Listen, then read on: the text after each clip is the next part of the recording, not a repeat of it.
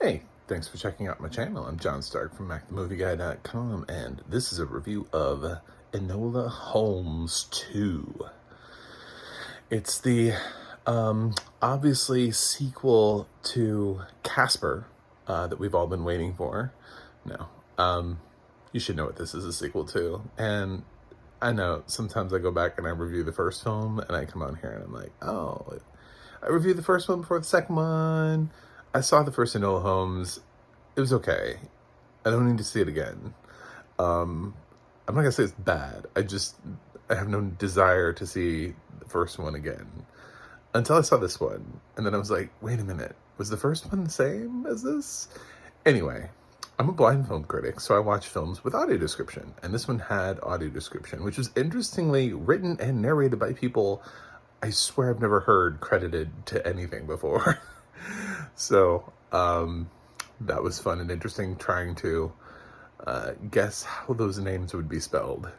We'll see when I do my print review of this, if I got that right.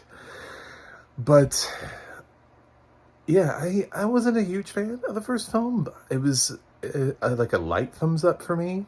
I thought it was cute, it was clever, but at the end of the day, it was long, and this one is long. Millie Bobby Brown is charming. She's great in this as Enola Holmes, but yeah, she's unfortunately has to stand in the shadow of her brother, Sherlock Holmes, played by Henry Cavill, which is very unfortunate for this sequel. It kind of made me... I mean, I saw the parallels because I know that the time period that she's coming up in, and people are like, you're good, I'm not hiring you. You know, I'm like, oh my God, I'm watching The Scarlet and the Duke, and she just went through the same thing in her plotline. You know, like, oh, but you're a woman, you can't be a detective. Detectives are men. And it's like, oh, God, all right.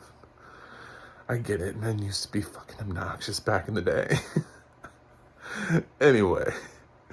So, yeah, so she lives in the shadow of her brother, and she's trying to do a practice, but everybody's like, you're a girl, and nobody will hire her. Eventually, she does get a girl who is desperate enough because she's poor, and she's a match girl, and her friend slash, found sister has gone missing. And she thinks something nefarious has happened to her. She wouldn't just disappear like that. So Enola gets brought in to this case, and we learn all about what it means to be a match girl, which I thought was actually really interesting, to be totally honest. I was like, what is a match girl? Like, I didn't even understand. Like, conceptually, now that I think about it, I'm like, oh, of course they did this. But, like, in real times, I was like, what is a match girl? Like, I don't give a whole lot of thought to how matches were made back then,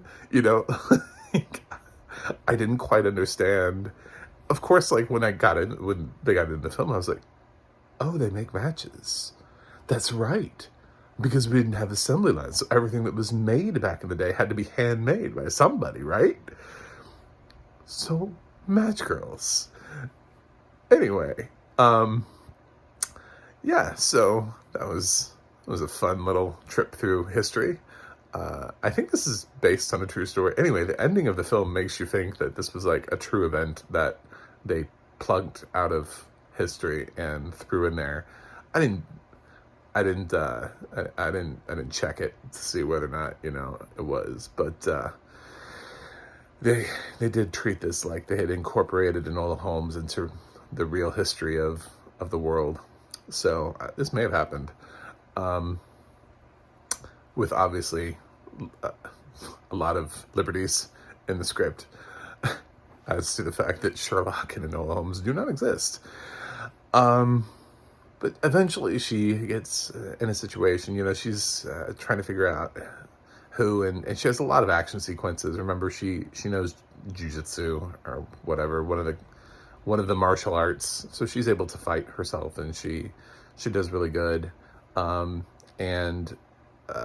Yeah, so she's eventually needing the help of her brother, and so her brother steps in, and it's like, oh my God, okay, so Henry Cavill's here, Sherlock Holmes, big deal, and they worked the case together a little bit, and it just kind of felt like it deflates the story, because I get that we needed him in the first film to launch this so that people would know who Enola Holmes was, and it didn't just feel like, hey, did you know that Sherlock had a sister? Well, here she is, you know?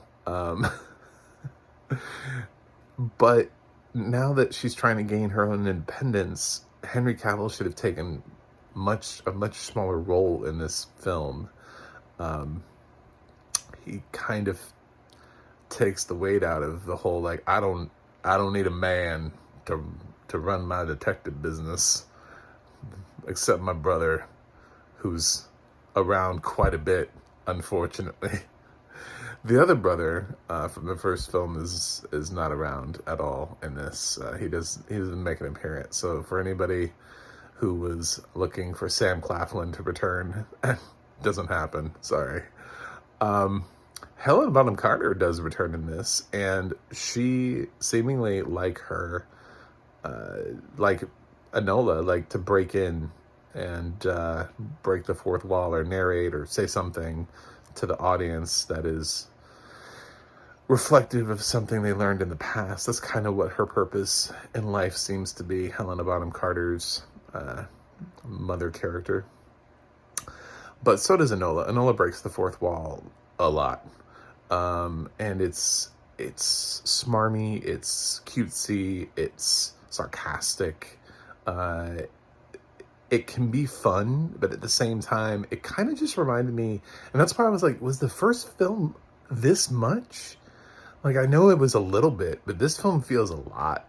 This film feels like it, like they went back and rewatched Guy Ritchie's Sherlock Holmes, and they were like, maybe there's something to this humor angle that we should explore a little bit more, It's just,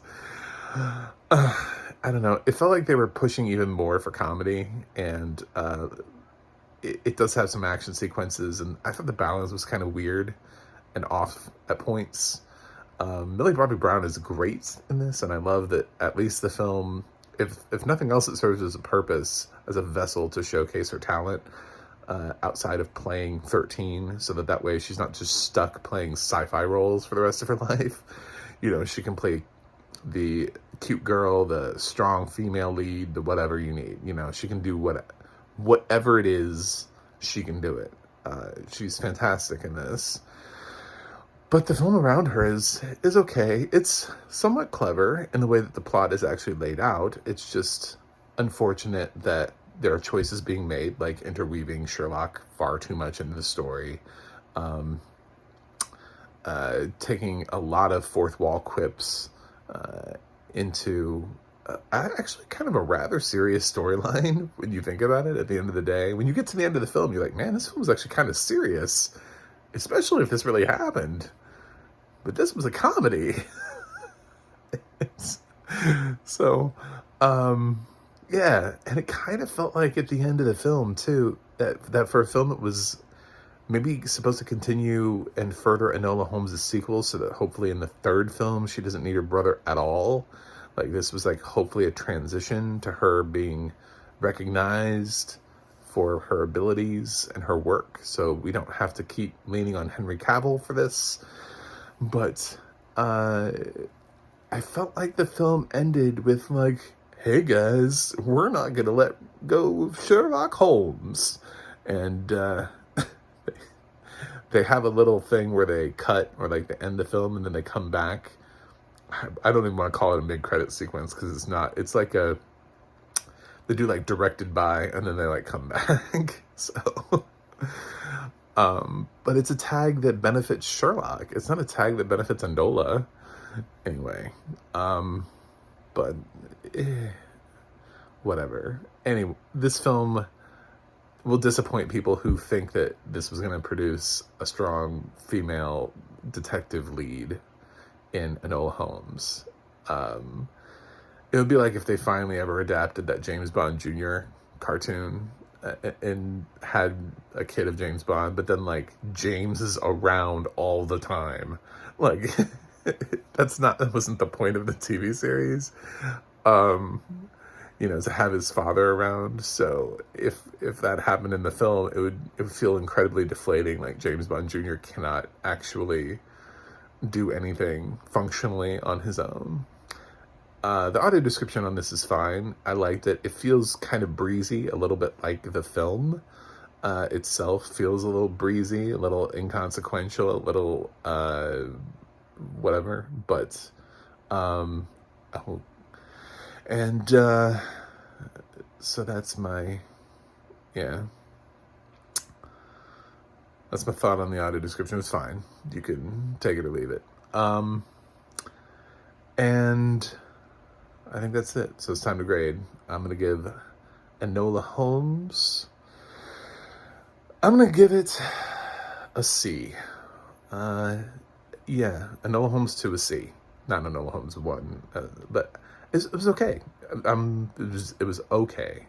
I think the film would have been better if they had not had Henry Cavill in it. I think my grade would be higher. But it's really hard for me to see a film that is supposed to really be all about women and the furthering of women and not actually be about that. Anyway, thanks for staying. I'm actually doing this from inside the eye of the hurricane. So, how many critics do you know still bring you content from inside the eye of a hurricane? Cutting to John Stark from inside the eye of the hurricane. John, what do you have for us? I have a review of Enola Holmes 2. That's what I have. You're not going to talk about the weather? No, I'm not. I want to review Enola Holmes 2 in the middle of the eye of the hurricane. So please subscribe, because I want to break 100 this year. I think that'd be great. And I also have a website, MacTheMovieGuy.com. You can go to whenever you feel like it. You can go to the audio description project, adp.acb.org. It'll let you know what has audio description and where you can watch it. And the adna.org, that's the adna.org, will let you know who is narrating what. Until next time, I'm going to go review something else, but I will see you on the other side.